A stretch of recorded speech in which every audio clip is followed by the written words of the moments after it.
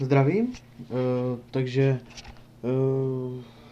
chci akorát, že teďka jsme se dívali na stream, vypadl a je 2:58. 2:58 a vypadá to, že Mad Bros nechcou dávat, nebo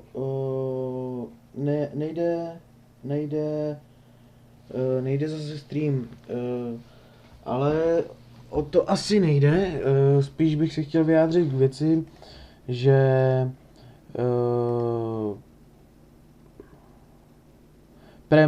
Premi se naštval a začal úplně hejtit lidi, jaké jsou dementní, že píšou o úplných hovadinách a tak.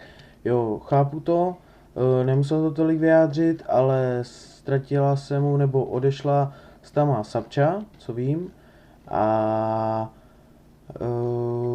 nikdo neviděl, kam šla.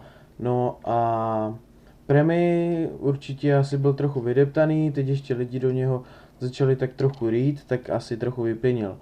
No a to je právě akorát, abyste si nemysleli, že jenom jakože začal tam píčovat kvůli hovadinám, ale jakože může si za to sami, protože jako lidi, co jsem se četl chvilku chat, pak jsem se díval jenom na live, tak bylo buď, vole, holky ukažte kozy, nebo Premi, vole, vyhul Proximu, nebo Proxy, vole, strč to do análu, vole, Premimu a tak furt dokola, jako žádné rozumné věci po té 11. hodině, jako předtím to nebylo lepší, ale bylo tam aspoň něco.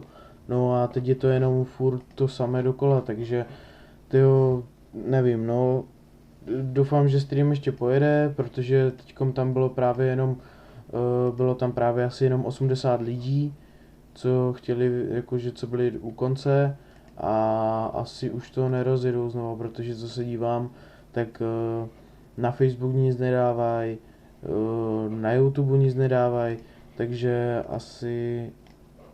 asi to no. Takže asi streamy u konce ve 3 hodiny ráno, ale nic proti ničemu. Já kdybych takhle se naštval, tak asi bych ten stream už dávno vypl. Takže jenom říkám, že abyste si nemysleli náhodou, že máte všichni dát uncub, že si Premi neváží prostě lidí, teda fanoušků a tak. Prostě není to tak, akorát, že on se prostě naštval na to, jak se lidi začali chovat na tom streamu a vůbec se mu nedivím. Jako je tohle můj osobní názor, myslete si cokoliv jinčího a já se s vámi loučím a čus.